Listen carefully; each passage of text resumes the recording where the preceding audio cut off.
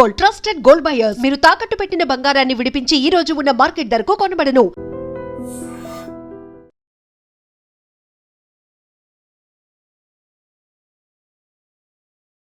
యుద్ధం అంటే కేవలం టీవీల్లో చూసే వార్త కాదు.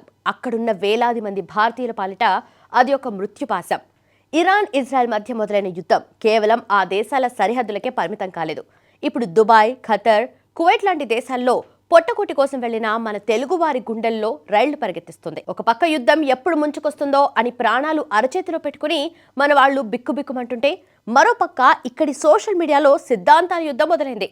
ముఖ్యంగా తెలుగు పాపులర్ యాంకర్ రష్మి గౌతమ్ చేసిన ట్వీట్స్ ఇప్పుడు 2 తెలుగు రాష్ట్రాల్లో సెన్సేషన్ క్రియేట్ చేస్తున్నాయి. గ్లామర్ టాల్గా, జబర్దస్త్ యాంకర్గా మనకు తెలిసిన రష్మి ఇప్పుడు ఏకంగా ప్రధాని మోదీకి విన్నపం చేస్తూ ఒక పొలిటికల్ బాంబ్ పేల్చింది. రాడికల్ మనస్తత్వం ఉన్న వాళ్ళని ఇరాన్ పంపించేయండి అంటూ ఆమె చేసిన కామెంట్స్ వెనుక అసలు ఉద్దేశం ఏంటి? యుద్ధం మీద రష్మిక అంత కోపం ఎందుకొచ్చింది? ఇక వివరాల్లోకి వెళ్తే, మన దేశం భిన్నత్వంలో ఏకత్వాన్ని నమ్ముతుంది, అన్ని మతాలను గౌరవిస్తుంది. అయితే అతివాద భావజాలాన్ని సహించదు. అలాంటి ఆలోచనలను ఇక్కడ ప్రోత్సహించకూడదు అంటూ రష్మి తన ట్విట్టర్లో పేర్కొన్నారు.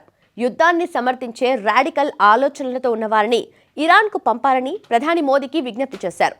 అలాంటి వారు అక్కడికి వెళ్లి తమ అభిప్రాయాలను అనుగుణంగా వ్యవహరించవచ్చని వ్యాఖ్యానించారు. దేశంలో ఇప్పటికే నిరక్షరాస్యత, పేదరికం, కుల వివక్ష వంటి సమస్యలున్నాయని, వీటికి తోడు అతివాద భావజాలం దేశాన్ని మరింత వెనక్కి నెడుతోందని ఆమె అభిప్రాయపడ్డారు. అతివాద ధోరణులున్న కొన్ని దేశాల్లో బాల్య వివాహాలు జరుగుతున్నాయని ప్రస్తావిస్తూ తాను స్వతంత్ర దేశంలో జీవిస్తున్నందుకు గర్వపడుతున్నానని రష్మి పేర్కొన్నారు.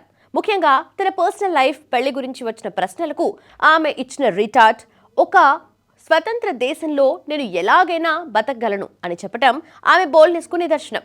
యుద్ధం అనేది దేశాల మధ్య జరిగితే, సిద్ధాంతాల పోరాటం మాత్రం మనుషుల మధ్య జరుగుతుంది.